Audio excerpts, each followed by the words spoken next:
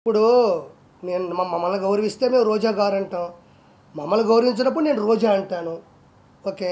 ఇప్పుడు రోజా ఏం మాట్లాడింది? ఆదియో నేనో లేకపోతే ఇంకొకరో పోయి చేస్తున్నాం అనింది. వాళ్ళేదో చిన్న చిన్న ప్రాణాలంట, చిన్న చిన్న ఆర్టిస్టులంట. ఈమెమన్నా నేషనల్ వైడ్ ఆర్టిస్టా? ఈవిడేమన్నా 15 నేషనల్ అవార్డులు కొట్టిందా? లేకపోతే 10 ఆస్కార్ అవార్డులు కొట్టిందా యువరాణి? వాళ్ళేదో చేసుకుంటున్నారు, వాళ్ళు స్వచ్ఛందంగా చేసుకుంటున్నారు. వాళ్ళ ఇష్టం అది. పవన్ కళ్యాణ్ గారి మీద ఇష్టం ఉంది, లేకపోతే టీడీపీ మీద ఇష్టం ఉంది, లేకపోతే మీరు చేసే అవినీతి మీద వ్యతిరేకత ఉంది. నువ్వేమన్నా నేషనల్ అవార్డు ఆర్టిస్టువా? నువ్వు 20 సినిమాలు ఏమన్నా ఆస్కార్ అవార్డులు కొట్టినావా?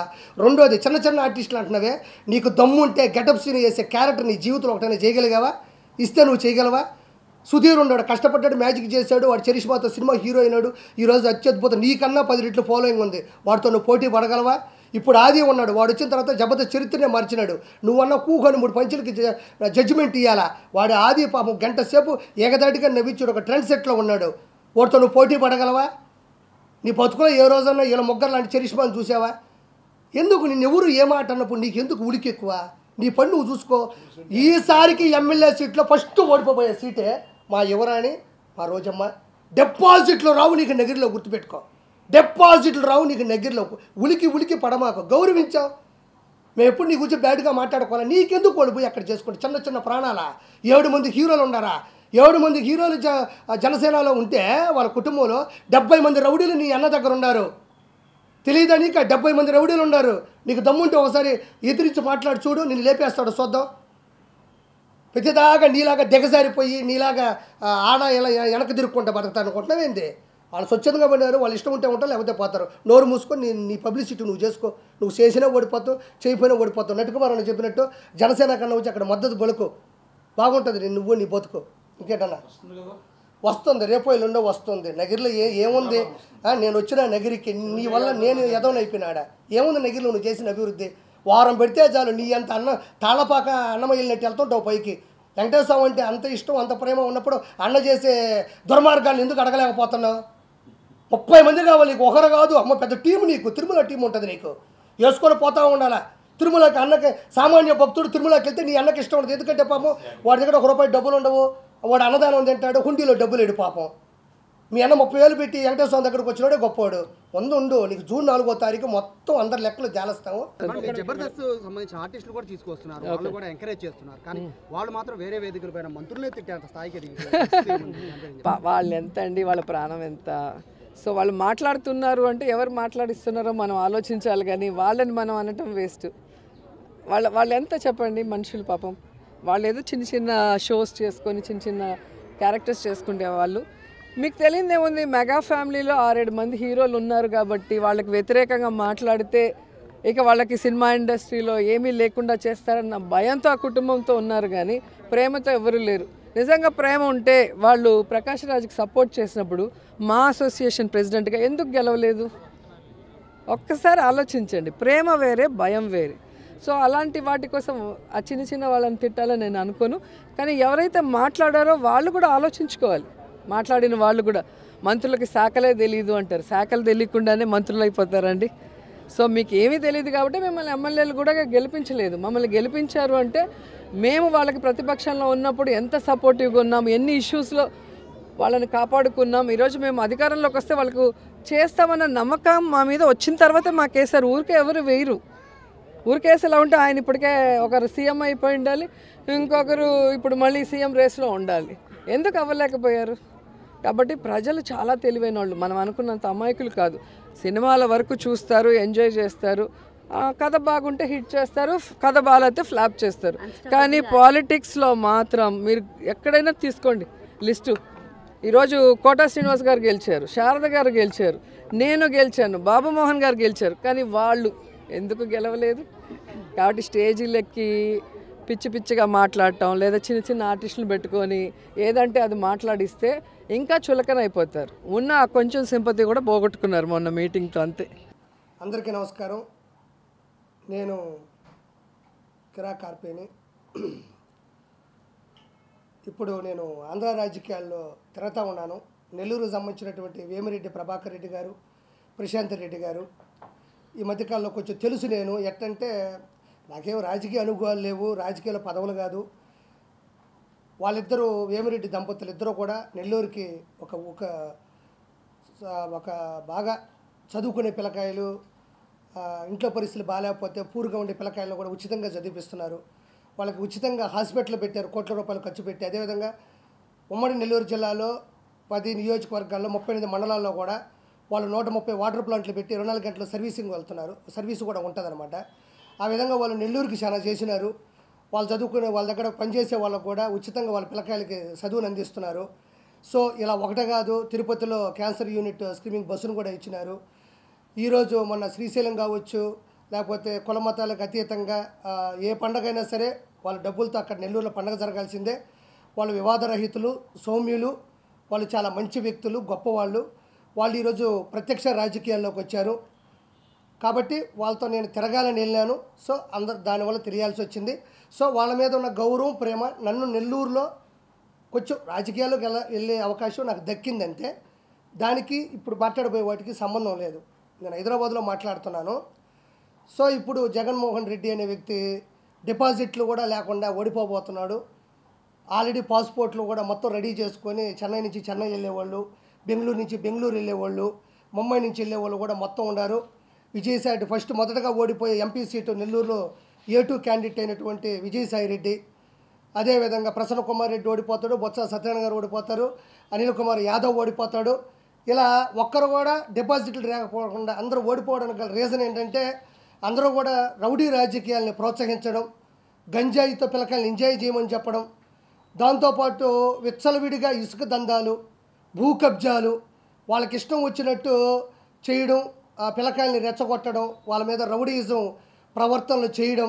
ఈరోజు ఆంధ్రప్రదేశ్ ఏమాత్రం కూడా అభివృద్ధి చెందకుండా వెనకబడిపోవడం, అదేవిధంగా తను ఇచ్చిన మేనిఫెస్టో 2019 ఇచ్చింది ఒకటి కూడా చేయకపోవడం, జనాల్ని రెచ్చగొట్టి అది పనిగా పేటీఎం బ్యాచ్లకు డబ్బులు ఇచ్చి ఇంట్లో ఆడవాళ్ళ మీద బూతులు తిట్టించడం, ఇవన్నీ కూడా జగన్మోహన్ రెడ్డి స్వయం కృపాదం అని చెప్పుకోవాలి. ఈరోజు ఓటమికి కారణం సొంత బాబాయిని కూడా ఆస్తి కోసం తన భార్య భారతీరెడ్డి ప్రోత్సాహంతో, అవినాష్ రెడ్డి సహాయంతో సొంత బాబాయ్ వివేకానంద రెడ్డిని వెనక ముందు కూడా చూసుకోకుండా సొంత రక్తం కూడా తెలియకుండా చంపేసి ఆ రక్తాన్ని దగ్గరుండి చూడడం, సొంత చెల్లి షర్మిల గారు అంత కష్టపడి తను పార్టీ కోసం ఆయన జైల్లో ఉంటే గురువు గారు ఏమన్నాం ఆవిడకి ఎటువంటి పదవి ఇవ్వకుండా ఒక మహిళను చూడకుండా ఆవిడని ఇష్టారాజ్యంగా తిట్టి ఏరే వాళ్ళకు డబ్బులు ఇచ్చి బెదిరించడం, ఇంకొక చెల్లి సునీత గారు కూడా చేస్తున్నా కూడా ఆవిడని కూడా బెదిరించడం, సొంత అమ్మ అంటే 5 సంవత్సరాల క్రితం ఫస్ట్ కత్తిపోటు, రెండోది వచ్చేసి గొడ్డలతో నరకడం. ఇప్పుడు కత్తిపోటు ప్లేస్లో రాయిని పెట్టాడు. ఇప్పుడు గొడ్డల ప్లేస్లో ఎవరిని చంపాలనుకుంటే ఒక్కరు కూడా దొరకడంలే. కులకరాయేమో కత్తిపోటు ప్లేసు, ఇప్పుడు చంపే ప్లేస్లో ఎవరూ దొరకట్లేదు. వాళ్ళ అమ్మేమో అమెరికాకి వెళ్ళిపోయింది, ఇంకొక ఆవిడేమో పుల్లు ప్రొటెక్షన్ కోసం ఇంకొక రాజకీయ నేపథ్యం ఎంచుకుంది, ఇంకొక ఆవిడేమో జనాలు అదిరుక్కుంటుంది ఏడ చంపేస్తాడని. అప్పుడు అంత అత్యంత దగ్గరగా ఉండేవాళ్ళు ఎవరు కూడా అతని నుంచి పారిపోయి ఇప్పుడు చచ్చిపోతే మనోడు సీఎం అవుతాడు కానీ మనం చచ్చిపోవడం అవసరమా అని ఈరోజు చేయడం జరిగింది. వీటితో పాటు మేనిఫెస్టో పోగొట్టాడు. తర్వాత వచ్చేసి అందరికీ ఉద్యోగ అవకాశాలు అన్నాడు, ఒకడికే ఉద్యోగ అవకాశం లేదు. ఈరోజు జగన్మోహన్ రెడ్డి ప్రభుత్వంలో ఎంపీలు ఉన్నారు, మినిస్టర్లు ఉన్నారు, ఎమ్మెల్సీలు ఉన్నారు, ఎమ్మెల్యేలు ఉన్నారు. కానీ అంతకు మించి బూతులు ఎవడైతే తిడతాడో వాళ్ళకి పదవులు ఇచ్చి ప్రోత్సహిస్తున్నాడు. ఈరోజు నన్ను ఒక అమ్మాయి తిట్టింది, బూతులు తిట్టింది, మన భార్యని తిట్టింది, లేదా ఇంకోని తిట్టింది. ఈరోజు జగన్మోహన్ రెడ్డి అనే ఒక వ్యక్తి, ఒక ఏవన్ను ఈ పేటీఎం కుక్కలకి ఇచ్చే డబ్బులు అభివృద్ధి మీద పెట్టున్నా కూడా ఈరోజు మంచి హాస్పిటల్ ఉండేటివి, స్కూళ్ళు ఉండేటివి, మంచి జాగృతి, మంచి సంస్కృతి ఉండేది. మన ఆంధ్రప్రదేశ్ కూడా ఒక రేంజ్కి వెళ్ళి ఉండేది. ఎంతసేపు ఇంట్లో ఉండే ఆడవాళ్ళు ఏం చేస్తారా, పిల్లకాయలు ఎందుకు త్వరగా పుట్టలేదు, వీళ్ళకి ఇంకా ఎందుకు పెళ్ళిళ్ళు అవుతున్నాయి, 3 పెళ్ళిళ్ళు ఎందుకైనాయి. ఈరోజు పవన్ కళ్యాణ్ గారికి 3 పెళ్ళిళ్ళు అంటున్నావు, దానివల్ల సమాజానికి ఇబ్బంది లేదు, వాళ్ళ కుటుంబానికి ఇబ్బంది లేదు. 3 పెళ్ళిళ్ళు చేసుకున్నా ఏం కాలేదు. కానీ నువ్వు ఒక్క పెళ్లి చేసుకుంటేనే మీ బాబాయ్ పోయాడు. నీ భార్య భారతీరెడ్డిని కూర్చోబెట్టి అవినాష్ రెడ్డి పక్కన కూర్చోబెట్టుకుని ముగ్గురు కలిసి మీ బాబాయిని గొడ్డలతో కొట్టి చంపేశారని దయచేసి దస్తగిరే చెప్తున్నాడు పాపం, ప్రాణం మీదకి వచ్చినా కూడా. కాబట్టి ఇవన్నీ ఒక అవకాశాలు అయితే ఇప్పుడుండే పరిస్థితుల్లో ఎక్కువ ఉండేది ఏంటంటే, నేను మాట్లాడదలుచుకుంది దయచేసి వినాలి.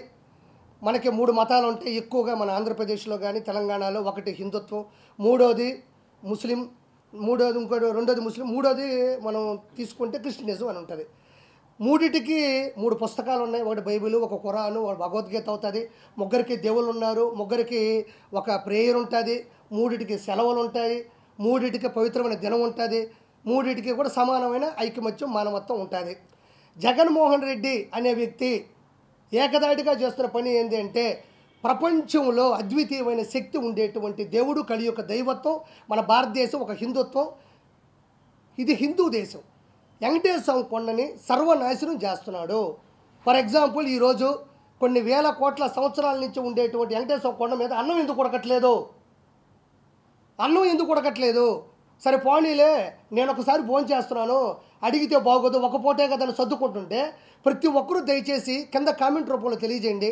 వెంకటేశ్వర స్వామి భోజనము ఒక్కసారైనా, అంటే బయట తినేదానికి వెంకటేశ్వర స్వామి గుడి దగ్గరికి వెళ్ళి తినేదానికి తేడా ఏముంది? ఒకప్పుడు ఒక అద్భుతంగా ఉండేది ఆ పచ్చడి కానీ, ఆ ముందు పెట్టే లడ్డు కానీ. ఈరోజు అది పోయింది, వాంటెడ్గా చేస్తున్నాడు. ఒకప్పుడు తిరుమల దేవస్థానం యొక్క లడ్డు అంటే, ఆ లడ్డు మనం ఇంటికి తీసుకెళ్తుంటే ఊళ్ళో వాళ్ళు వెయిట్ చేసేవాళ్ళు, ఒరే ప్రసాద నాకు వచ్చి పెట్టని. ఈరోజు మా ఆఫీసులో ఉండే పని మనిషికి తిరుమల లడ్డు ఇస్తే అది తిరుమల లడ్డు కాదు అని 30 రోజులు వాదించింది నాతో. అది కాదు మా నిజంగా ఇను నిర్మలమ్మ అంటే, ఉండనా నువ్వు కామెడీ చేస్తున్నావు, అసలు తిరుమల లడ్డు ఎట్ట ఉంటుంది, మేము హైదరాబాద్లో ఉన్నాం కదని యాక్టింగ్ చేస్తున్నాం అంటే, ఆ కవర్ తెచ్చి ఆ 2 తీసి నా దర్శనం టికెట్ చూస్తే నా నోట్లో ఊసింది. ఏందయ్యా మీ గవర్నమెంటు, వెంకటేశ్వర గుళ్ళో ఇచ్చే లడ్డు కూడా ఇంత కల్తీ అయిపోయిందంటే, ఏదైతే విశిష్టత ఉంటుందో దాన్ని కావాలనే వాంటెడ్గా చెడగొడుతున్నాడు. ఈరోజు హుండీలో ఉండే డబ్బుల్ని ఇప్పుడు పాపం మంగళసూత్రాలు వేసేవాళ్ళు ఉన్నారు, మెట్లు వేసేవాళ్ళు ఉన్నారు, కమ్మలు వేసేవాళ్ళు ఉన్నారు, ఒకసారి తన ఉద్యోగంలో వచ్చిన డబ్బులు మొత్తం వేసేవాళ్ళు ఉన్నారు. పవిత్రంగా దేవుడి చెంతకెళ్లాల్సిన డబ్బులు కూడా ఈరోజు నిలువు దోపిడీ అంటారు. అంటే ఉన్న పొలంగా ఏదైతే బంగారం దాన్ని వేసేస్తారు. అది చిన్న చితక విషయం కాదు. అంటే ఆ ధర్మం ఎలా ఉందో కానీ, బాడీ మీద ఉన్నంత శరీరంలో ఉండేటువంటి మొత్తం బంగారాన్ని వాడు, అది ఏమన్నా ఈరోజు డైరెక్ట్గా దేవుడికి వెళ్తుందా? యాడికి పోతుందో, ఏ ఏ ఏ చర్చిలో పెడుతున్నాడో, ఏ చర్చిలో పెడుతున్నాడో. ఈరోజు ఎంత దిగజారిపోయింది. ఈరోజు పులులు ఎందుకు వస్తున్నాయి? ఎర్రచందనం కొట్టడం వల్ల ఊరి మీద పడి వస్తూ ఉంటే అవి చచ్చిపోతూ ఉన్నాడు. ఈరోజు పైన సిగరెట్లు, పాలు పొరాకులు, ఈరోజు పైన ఉండే పురోహితులు కూడా దిగ్బంధనంలో ఉండరు అతని వల్ల. ఒక దేవుడి ఓంకార నాదం పాడాలన్నా, మైక్ సెట్ ఆన్ చేయాలన్నా భయపడిపోతూ ఉన్నారు. కాబట్టి నేను ఎక్కువ ఆలోచించేది ఏంటంటే, ఈరోజు ఒక డ్రోన్ షాట్ పెడితే మనం తిరుమల యొక్క మ్యాప్ మొత్తం కనబడుతుంది. సో అతన్ని ఫస్ట్ అరెస్ట్ చేసేది వాళ్ళ బాబాయ్ గొడ్డల కేసులు కాదు, కరెక్ట్గా తిరుమల కేసులు అతను దొరికిపోతాడు. దయచేసి టీడీపీ గవర్నమెంట్లో తిరుమల చాలా అద్భుతమైన స్థాయిలో ఉండేది. ఒకప్పుడు ఆ కార్డ్ రైస్ కానీ, ఆ సాంబార్ రైస్ కానీ, ఆ లోపల దొడ్లోకి వెళ్ళినప్పుడు వాళ్ళు పెట్టే కాఫీలు, టిఫిన్లు కానీ ఒక అద్భుతమైన స్థాయిలో ఉండేది. ప్రపంచం గర్వించదగ్గ అన్ని భాషలలో వచ్చేది అది. దయచేసి వెంటనే 145 సీట్ల నుంచి 150 సీట్లలో టీడీపీ, జనసేన, మన బీజేపీ మద్దతుతో గెలుస్తుంది. వాళ్ళకి నేను నమస్కారం తెలియజేసుకుంది ఏంటంటే, ముగ్గురు కూటమికి కూడా దయచేసి వెంటనే తిరుమల మీద శ్రద్ధ పెట్టండి, ఆ మహానుభావుని అరెస్ట్ చేయండి. ఎవరి మతం వాళ్ళకి గొప్ప. నాకు 3 మతాలు ఒకటే సమానం. నేను చాలాసార్లు మా దర్గాకి వెళ్ళాను, కశ్మూర్ దర్గాకి వెళ్ళాము, నేను క్రిస్టియన్ సినిమాలో కోఆర్డినేటర్గా పనిచేశాను. నాకు హిందూ అంటే ఇతర మతాలను గౌరవిద్దాం, మన మతం మనం కాపాడుకుందాం. నిజమైన మతంలో ఉండేవాడు ఎదుటి మతాన్ని నాశనం చేయాలని కోరుకోడు, తన మతాన్ని కాపాడుకుంటాడు, అభివృద్ధి చేసుకుంటాడు అంతే. కాబట్టి జగన్మోహన్ రెడ్డి హిందువుల మీద దారుణమైన చేస్తున్నాడు. ఈరోజు ఇంకోటి అడుగుతున్నా, అర్థం చేసుకోవాలి ప్రతి ఒక్కరు కూడా. ఈరోజు హిందుత్వం మీద పడ్డాడు, రేపు మీ దైవత్వమైన ముస్లింల మీద పడతాడు, క్రిస్టియనిజం మీద పడతాడు. ఎందుకంటే సొంత బాబాయిని చంపినోడు, సొంత చెల్లిని రోడ్డు మీద వేసినోడు మతాల మీద ఇష్టపడతాడు అనుకున్నావా? ఇష్టపడడు. దయచేసి అతన్ని అవినీతిని తగ్గిద్దాం. దయచేసి టీడీపీ ఈ యొక్క కూటమికి మనం ఓటేసి అతన్ని అంతం చేయాల్సిందిగా మనస్ఫూర్తిగా నేను కోరుకుంటున్నాను. నెక్స్ట్ వచ్చేది ఈ కూటమి ఖచ్చితంగా ప్రతి ఒక్కరూ అక్కడ మారింది, పద్ధతులు మారినాయి, అతను అంతం అందించాలని మనస్ఫూర్తిగా దీన్ని నేను కోరుకుంటున్నాను. ఒక హిందుత్వంలో ఉండి దాన్ని నాశనం చేసినా పర్వాలేదు, మాకు జగన్మోహన్ రెడ్డి కావాలి అంటే హిందుత్వానికి మీకు మించిన అష్ట దరిద్రులు కానీ, మీకన్నా విలనిజం కానీ ఎవరికీ లేదు. ప్రతి ఒక్కరూ గౌరవించాలి. నీ మతాన్ని నేను, నా మతాన్ని ముగ్గురం గౌరవించుకోవాలి. దయచేసి ఈ అంశాన్ని నేను ఎక్కువ జనాలకు తీసుకొద్దామని చెప్పి నేను ప్రెస్ మీట్ పెట్టడం జరిగింది అన్నయ్య సహకారంతో. అందరికీ కూడా థ్యాంక్ యూ సో మచ్.